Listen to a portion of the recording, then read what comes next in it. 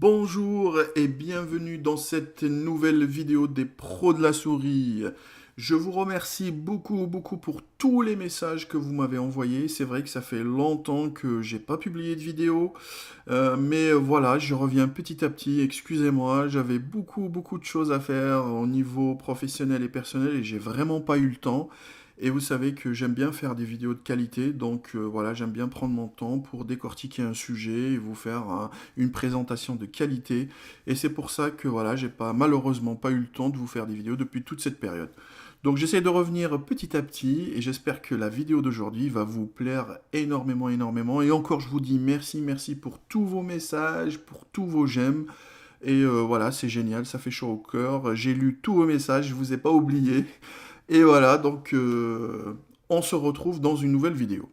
Alors, aujourd'hui, on va parler de quoi? On va parler, je vais essayer, hein, je dis bien essayer, de vous apprendre les bases du dépannage informatique. Alors, c'est clair qu'à la fin de cette courte vidéo, vous n'allez pas être des dépanneurs professionnels en informatique. C'est un métier, hein, c'est comme les métiers, je sais pas moi, réparateurs ou mécaniciens. Ça s'apprend pas en un jour, c'est des années de pratique. Mais ce que je vais vous faire aujourd'hui, c'est vous montrer les bases pour que vous puissiez comprendre un peu comment ça marche et peut-être, pourquoi pas, vous dépanner ou dire, bah voilà, ça dépasse mes compétences et je vais essayer d'aller voir peut-être un professionnel ou quelqu'un qui s'y connaît dans votre entourage un peu mieux que vous en informatique. Voilà, donc c'est ça le but, c'est de comprendre d'où elle vient la panne et peut-être essayer de la réparer. Alors, comment on va commencer? Alors, on va commencer par un petit rappel qui va voilà, juste vous faire une petite piqûre. Donc, on va parler du matériel hardware et des programmes software. Très rapidement, hein. Si vous ne connaissez pas ces termes-là, le hardware et le software, je vous invite à aller voir mes anciennes vidéos où je parle de ça de manière détaillée et simple et claire, et vous allez comprendre, c'est tout à fait simple. Si vous connaissez ces deux concepts, vous continuez la vidéo avec moi. Alors, donc, pourquoi je dis que l'ordinateur est composé d'une partie matériel hardware et d'une partie programme software? C'est pour dire tout simplement qu'il peut y avoir des pannes matérielles, donc des pannes hardware, et ça c'est souvent lié à des problèmes de branchement électrique, c'est-à-dire l'électricité n'arrive pas aux composants, ou une pièce qui est défectueuse. Souvent c'est des pannes hardware. Et de l'autre côté, on a les pannes logicielles ou software. C'est les pannes souvent qui nécessitent soit une réinstallation ou une mise à jour ou un nettoyage de l'ordinateur et ça repart. Donc voilà, grosso modo, et en sachant bien que la majorité des pannes sur un ordinateur, la quasi grande majorité, c'est des pannes logicielles. Donc vous pouvez vous dépanner vous-même. C'est le but de cette vidéo. Alors, l'ordinateur. Vous savez que si vous suivez les pros de la souris, vous savez que j'aime bien donner des exemples simples et concrets pour que tout le monde puisse comprendre de quoi on parle. Et bien là, je vais faire la même chose. On va comparer un ordinateur avec un corps humain. Rassurez-vous, hein, je ne suis pas médecin, je ne vais pas vous parler des choses très compliquées, ça va être très simple. Alors, un corps humain, on va dire, hein, je caricature un petit peu bien sûr, on va dire dans le corps humain, on a un circuit sanguin. C'est vos veines, vos artères, etc., qui vont nourrir la totalité des organes de votre cœur, de votre corps, pardon. C'est l'ensemble des artères et des veines qui vont aller nourrir l'ensemble de vos organes. Ça, c'est le premier système dans le corps humain. On va dire que c'est le système sanguin et on va caricaturer. C'est un système qui va amener de l'énergie. Il va ramener de l'oxygène, des nutriments, etc. et vous débarrasser des déchets. Donc c'est un premier système qui ramène de l'énergie. On a un deuxième système, le système nerveux. C'est toutes les liaisons entre votre cerveau et le reste de votre corps. C'est fait par les nerfs et c'est un système qui va véhiculer de l'information. Je ne sais pas, moi je vous pique, c'est la douleur, hop, c'est une information. Sous l'aspect d'une pulsion électrique, c'est voilà, donc l'information elle va arriver de l'organe jusqu'au cerveau. Dans l'ordinateur, fait pareil, on va dire que voilà, il y a un système sanguin, c'est un système qui va ramener de l'énergie, Et un système nerveux, c'est un système qui va ramener de l'information. Comment ça marche concrètement? Allez, c'est très simple, hein, donc suivez avec moi, c'est super simple. Hein. Alors, premièrement, je vais faire en rouge toutes les liaisons électriques. C'est les liaisons, on va dire, entre guillemets, c'est les liaisons, comme les liaisons sanguines dans le corps humain. C'est ce qui va acheminer de l'énergie. En bleu, c'est les liaisons nerveuses, les liaisons de données. C'est tout ce qui va ramener de l'information. Et même, j'ai rajouté les liaisons électriques auxiliaires en jaune. Je vais vous l'expliquer après. Vous allez voir, c'est super simple. Alors, on va commencer. J'ai ma prise électrique. Je branche mon ordinateur sur la prise électrique et j'appuie sur le bouton ON. Qu'est-ce qui va se passer?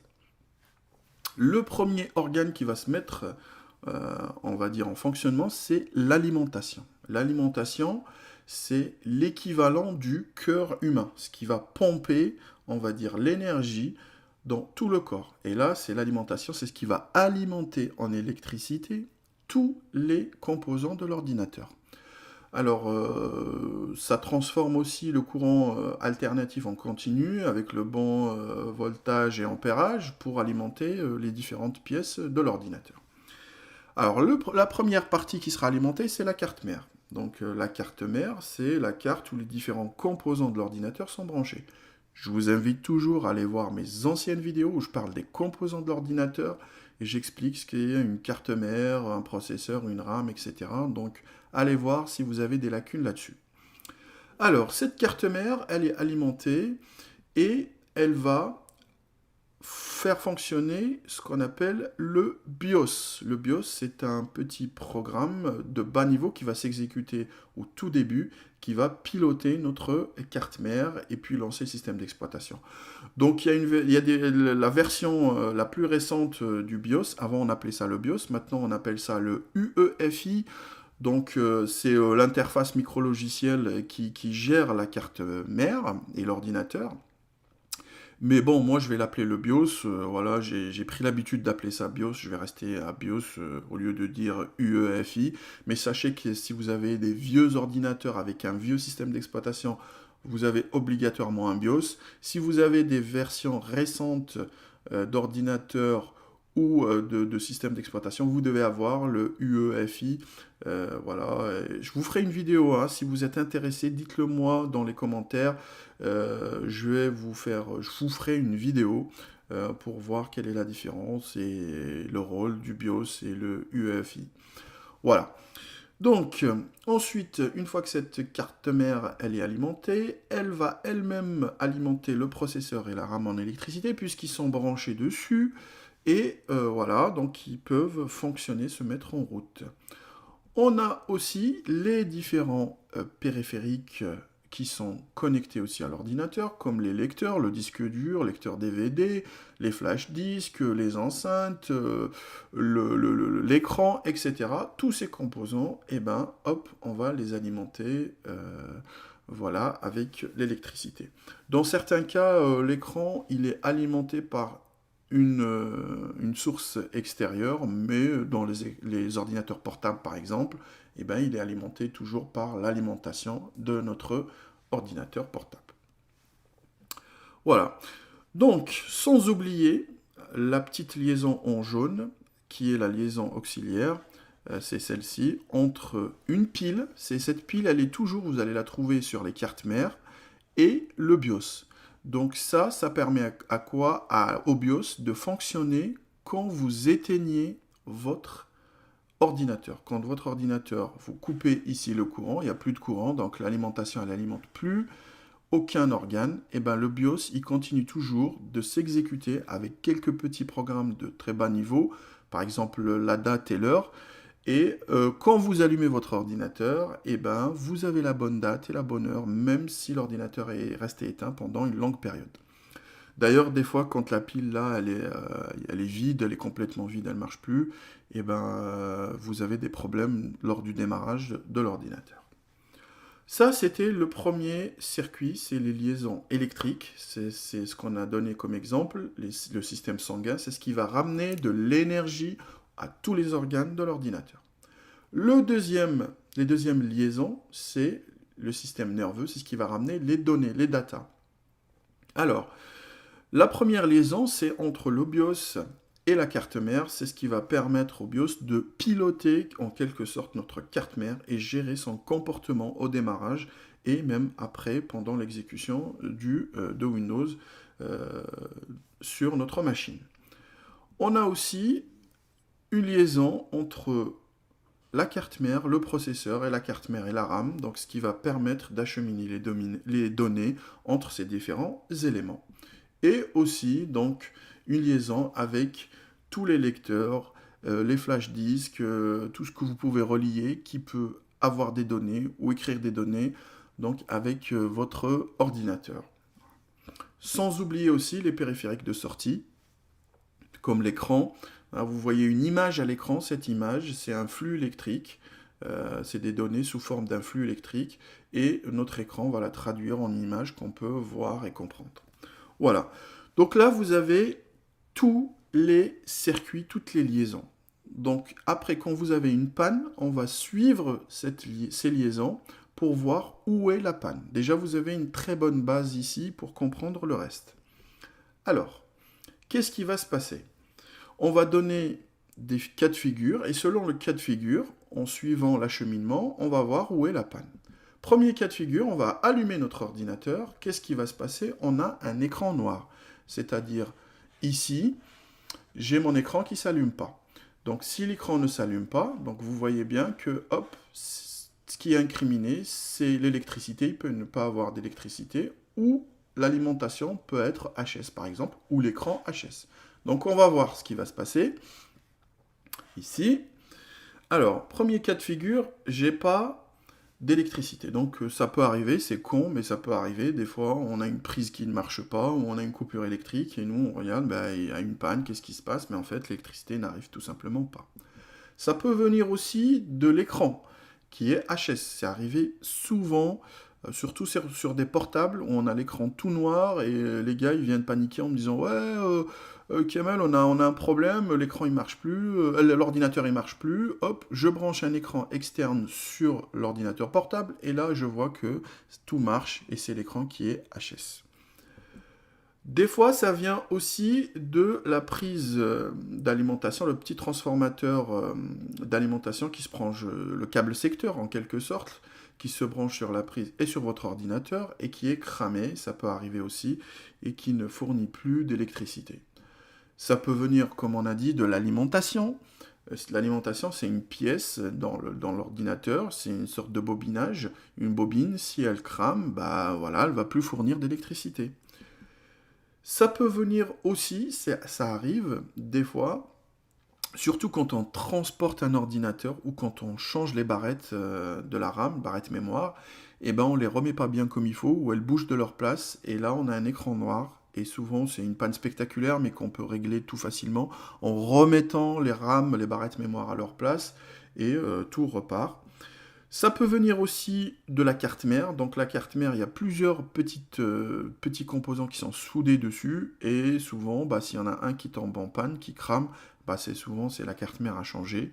Ou le BIOS aussi, c'est une puce, donc si elle crame, pareil, où il y a un problème, dans la majorité des cas, il faudra changer la carte mère. Donc ça, c'est des problèmes plutôt graves. Et dans des cas encore plus rares, pareil, c'est le processeur quand il crame, mais ça, c'est pour les gens qui font de l'overclocking, c'est-à-dire qui poussent leur ordinateur au dernier retranchement, ou il y a un défaut de conception, des choses comme ça, où il n'y a pas assez de la pâte thermique entre le processeur et le ventilateur, et le processeur n'arrive pas à évacuer toute cette chaleur, donc ça peut aussi l'endommager. Deuxième cas de figure, donc on a un message qui va nous dire « Non boot device ». Voilà, c'est-à-dire il ne trouve pas de CD bootable ou de disque bootable, ou il ne trouve pas un secteur de boot. C'est-à-dire il ne trouve pas un secteur de démarrage. Il n'y a rien pour démarrer un système d'exploitation. Et souvent, cette erreur est due au disque dur. Soit il a été, je ne sais pas moi, il y a des fichiers qui sont déplacés, soit il y a des clusters défectueux, soit c'est une partition qui a bougé, etc. Il peut y avoir plusieurs types de problèmes, mais souvent c'est lié au disque dur ou à l'absence du disque dur ou un secteur de boot on va dire, qui est reconnu sur le disque dur. Donc là, on peut démarrer par exemple avec un CD bootable et un CD de démarrage, et on peut faire de la maintenance, voir où le problème se situe. Ou vous pouvez avoir l'interface de Windows de démarrage qui vous dit, bah voilà, est-ce que je répare l'ordinateur, démarrer mode sans échec, etc. Il y a plusieurs modes de démarrage. Ça, c'est souvent lié à une erreur sur Windows. Vous l'avez mal éteint, ou il y a une mise à jour qui a mal passé, etc. Ça peut vous donner ce genre d'affichage au début. Et là, donc, vous pouvez soit démarrer en mode sans échec pour réparer l'ordinateur, soit essayer de démarrer normalement, bien sûr, hein, ou démarrer avec une configuration antérieure, etc. Vous avez plusieurs choix, donc vous pouvez les tester pour voir si vous pouvez démarrer correctement votre Windows ou non. Et si vous n'arrivez pas à faire ça, souvent il faut remettre le CD d'installation ou un CD de sauvegarde pour essayer de restaurer votre version ou réparer votre version de Windows. Troisième cas de figure, vous avez Windows qui démarre, mais vous avez des problèmes. C'est-à-dire Windows il a démarré, mais vous avez des problèmes. Souvent, et le plus gros souvent des problèmes, ça vient des logiciels. Alors il peut y avoir des problèmes matériels à ce niveau-là, mais c'est vraiment rare. Donc c'est des logiciels, c'est-à-dire soit vous n'avez pas mis à jour un pilote, soit il manque un pilote pour faire fonctionner tel ou tel périphérique, soit vous n'avez pas fait une mise à jour, soit une mise à jour qui s'est mal installée, soit vous avez mal désinstallé un logiciel, etc. Donc c'est des pannes logicielles que vous pouvez réparer souvent par vous-même. Et dans certains cas, ça peut venir aussi de logiciels malveillants, hein, comme les virus. Donc voilà, souvent il faut faire un nettoyage, essayer de nettoyer avant que ces virus ou ces logiciels publicitaires, hein, il y a plusieurs types de logiciels malveillants, faire plusieurs nettoyages pour essayer d'enlever toutes ces cochonneries et avoir un système le plus sain et le plus, on va dire, rapide possible. Voilà, donc je vous ai donné ça, je ne vais pas m'attarder très lentement dessus, je vous ai donné 3 cas de figure, c'est les 3 cas de figure qui vont revenir le plus souvent, et selon le cas de figure, vous pouvez avoir une idée d'où est l'origine de votre panne, et peut-être essayer de vous dépanner vous-même sans appeler personne. Donc voilà. Ou sinon vous dites, bah ça j'y maîtrise pas, je connais pas, il faudrait que j'aille voir un professionnel ou que j'aille voir quelqu'un de proche de ma famille ou un ami qui peut me dépanner sur ce problème. J'espère que cette vidéo vous a plu. Si vous avez des questions, donc vous les posez, j'espère bien que vous allez me les poser sur le site pro-souris.fr. Là, moi, je reçois un mail et c'est plus pratique et plus simple pour moi pour suivre et pour vous répondre le plus rapidement possible parce qu'il y en a souvent, il y a beaucoup de personnes qui m'écrivent soit sur Facebook, sur la page Les Pros de la Souris de Facebook ou sur le YouTube directement. Et c'est vrai que voilà, pour répondre sur les deux plateformes, il faudrait y être et j'y suis pas souvent. Mais par contre, si vous m'écrivez sur le site pro-souris.fr, vous allez sur la vidéo et là vous me laissez le message et normalement je vous réponds sans souci. Donc comme je disais, j'espère que cette vidéo vous a plu et puis j'espère qu'on va se retrouver très rapidement et très prochainement dans une nouvelle vidéo des Pros de la Souris. Allez, ciao ciao.